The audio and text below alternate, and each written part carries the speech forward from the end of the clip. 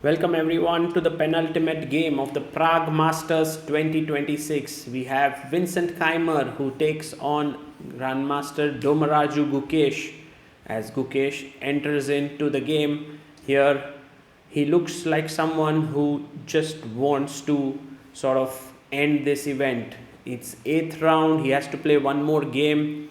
The arbiter asks something from him. Meanwhile, Vincent is here with some of the young talents in the tournament. I believe these are some of the players in the futures section who are there.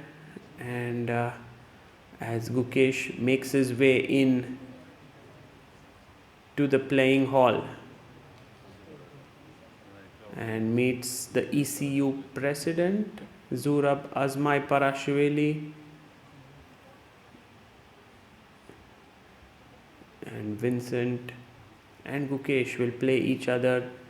You have this little girl here who wants an autograph from Gukesh before the game, and Gukesh is kind enough to oblige there.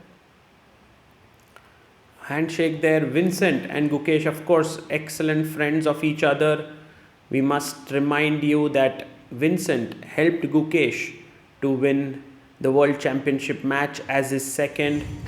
And here we can see that in this tournament, Gukesh has had 4 draws and 3 losses. Meanwhile, Vincent has also not had a particularly great event. But the last game that he had won against Anton Guyaro gets him the best game prize. And that's there before every round, and it's a slightly motivating for these players when their game gets selected as the best game prize.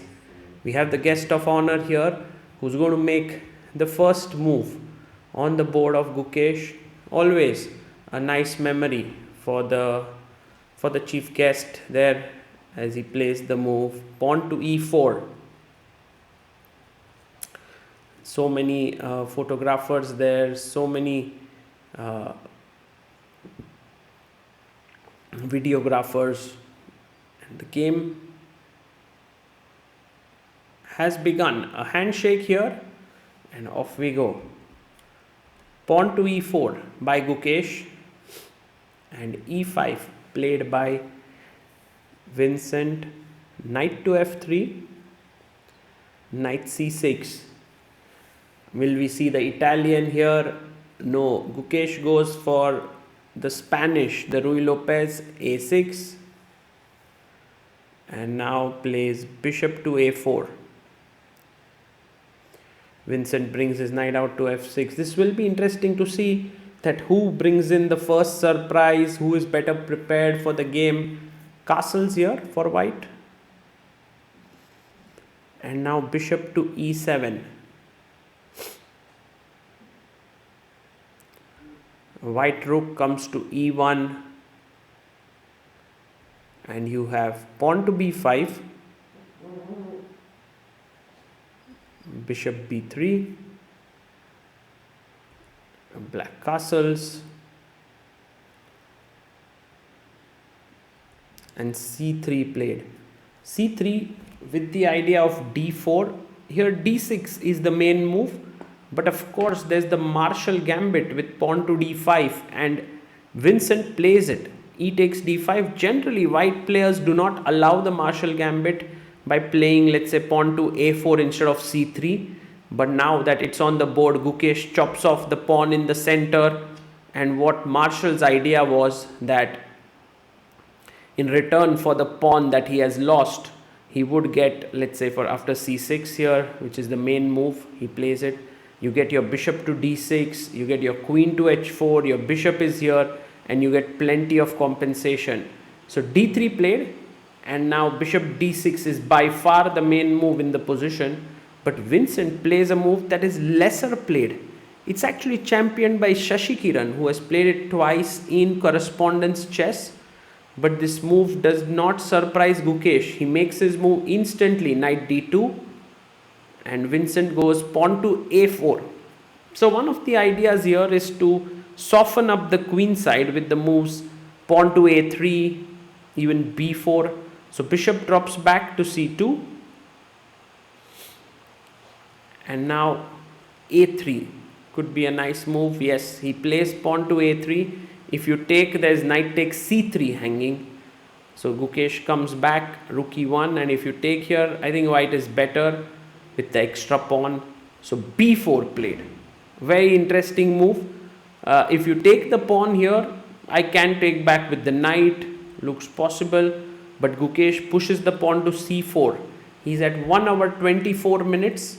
And bishop f6 played by Vincent. Take here is met with 8x b2 with a nice position. So Gukesh now plays pawn to d4 in 4 minutes. This could very well be his preparation. He's asking black to take the pawn and this bishop opens up. So bishop d4. And now the point of this very cool line is that after takes,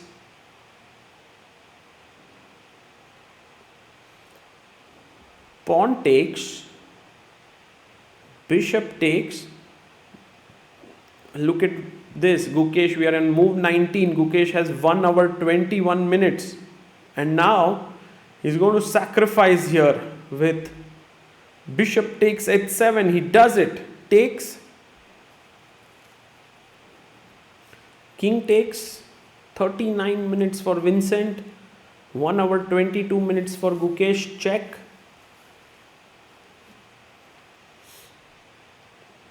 And king comes back. And now queen takes b2. So b4 pawn under pressure. White is still a pawn up, but Vincent goes pawn to c5. And he tells Gukesh that I'll get back this pawn and I'm completely fine. I have the bishop here. Gukesh goes knight c4. Now taking the pawn would be a blunder because of the fork. So that's the reason why he goes bishop a6. But now I can solidify the extra pawn with knight e3. So Gukesh does get a very decent position out of the opening. His opening innovation has worked and maybe he's still in his prep with 1 hour 20 minutes. He has 55 minutes lead on the clock. He goes rook e d1. Actually rook a d1 was also possible, but rook e d1, he wants to keep the rook controlling the a2 pawn. And now the rook jumps into a3. A good move there by Vincent Keymer. Next up could be queen a5, rook a8, and you are going after the a2 pawn. d6 played. And if you take queen d6, there's knight c4 fork because the bishop is pinned. So he goes rook e8, activating the rook. And now Gukesh sacks his queen. He goes queen takes a3. Wow. And I mean, it reminds us of the game of Vaikanze as well, where Gukesh sacrifices the queen for a rook and a piece. Rook takes d3.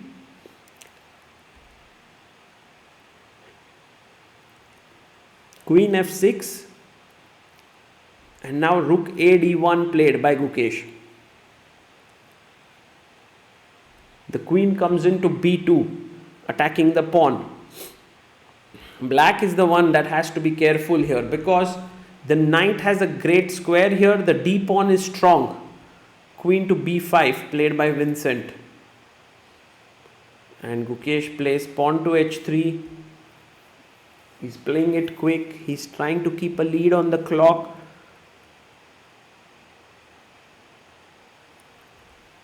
Rook d8, and now the rook comes to c1. Eventually, I think rook d5 and rook takes c5 could be an idea. And Vincent, by the way, is down to 12 minutes. He's attacking the pawn on d6. Knight comes to c4. Now calmly defending this. Also attacking a3. Queen e4 played. Now knight takes a3, taking the free pawn. He takes it. Knight takes.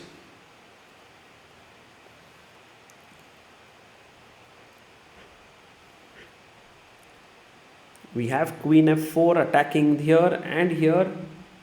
And he goes rook d1. There was a very nice variation. If knight c4, rook takes d6. If knight takes, I take the rook. If rook takes, the other rook is hanging. So rook c d1, queen a4. Gukesh brings his knight back to b1. Little bit passive now is the knight, but white has now a rook, knight and 2 pawns. So materially white is doing really well. And Gukesh pushes the pawn to d7.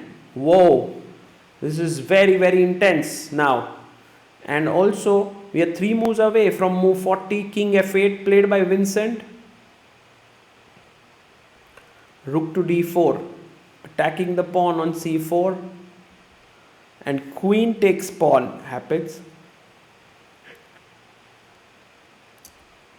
You have rook to h4, trying to give a check.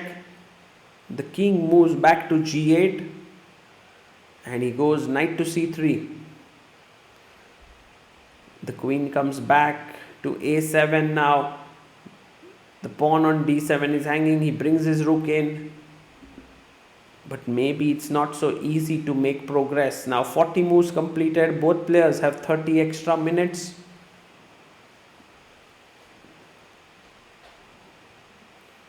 Vincent goes pawn to g6.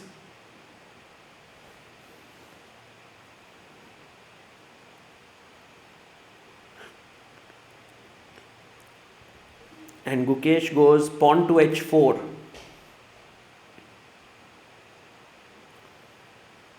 Can Gukesh make progress? Like if he can get his knight into the game somehow, I mean to the c6 square, it could mean something. But all of this is only possible in imagination. On the board, it seems like there is nothing much that can be done. Knight e4. Queen c6. Knight c3. Queen b7.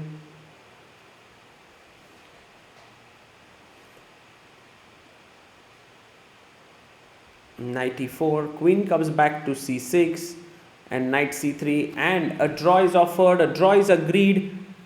A great game by the two youngsters. I must say it was very enjoyable to follow this game. And Vincent is saying like he basically maybe forgot his preparation. Yeah,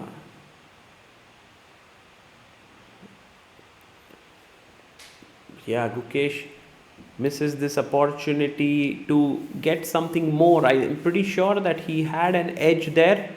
But Vincent defended very well, never letting Gukesh's advantage go out of hand. And for the last round remains, Vincent is now on 4 points, Gukesh on 3 points. We have some footage for you as the players exit to give you a feel of being in Prague.